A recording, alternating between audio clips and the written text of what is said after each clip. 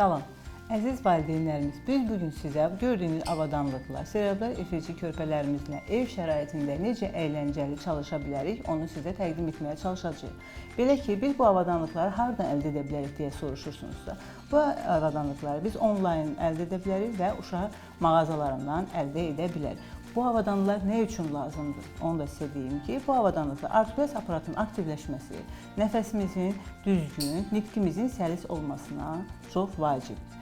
Biz necə edirik? Biz öncədən sadədən mürəkkəbə doğru çalışırıq. Belə, burada nələr var? Salfetkamız var, şam, sonra burada tütək, fit, tütəyimiz də var. Toplarımız var, gördüyünüz kimi və belə gözəl avadanlıqlarımız var ki, hansı ki biz sizə bunları daha da ətraflı göstərəcəyik. İndi isə qısa olaraq onu demək istəyirəm ki, məsələn, salfetkanı üfürürük.